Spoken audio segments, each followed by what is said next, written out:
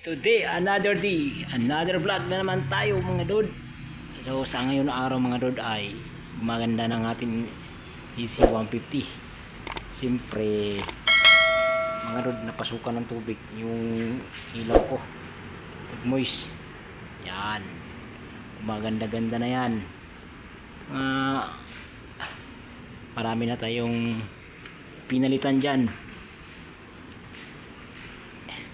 So maganda si EC150, maganda itong Yamaha kasi mga dod, tingnan yung signal light nya kahit baliin mo na bilaan. Itong pinaka the best kasi kahit mabangga siya hindi siya maaga na putol.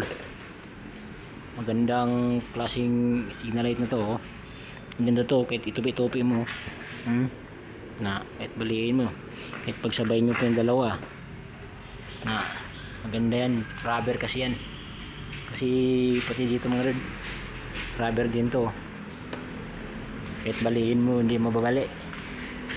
Kaya pag nabangga ka hindi matanggal, maliban ng malakas. Mayroon na tayo mga rod ilaw na maliit, yung dumating na aking delivery. Marami na tayong binago at mayroon na rin tayo mga rod dito sa nilagay sa ating salamin protector sa ating dashboard. Subukan natin i-start mga dod. Siya natin mga dod, ha.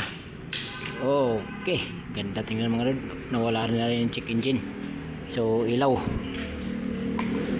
yan ang ilaw, ilaan. So passing tayo mga dod. Yan, ayos yan.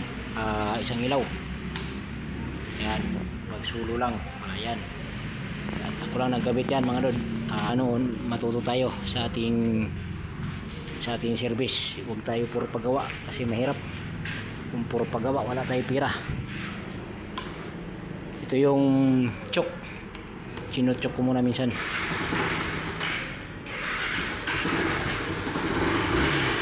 Pagkatapos ko choke, mga 1 minute lang o 2 minutes.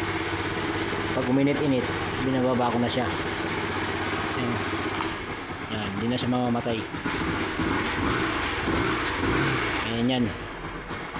Siyempre ito, bago na rin mga lod. Ito na mga lod.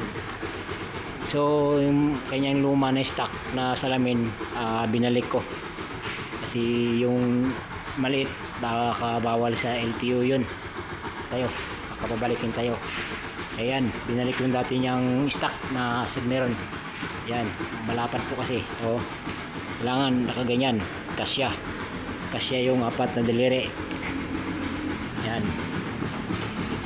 Susunod, may papalitan na naman tayo dito. Sa sunod, palitan natin to.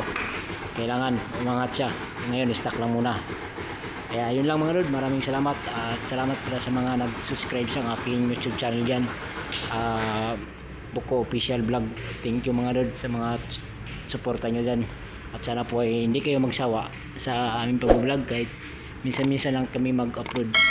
Kasi update ko kayo mga lord pag may bago na naman tayo. Yun lang, salamat at sana nag-enjoy kayo.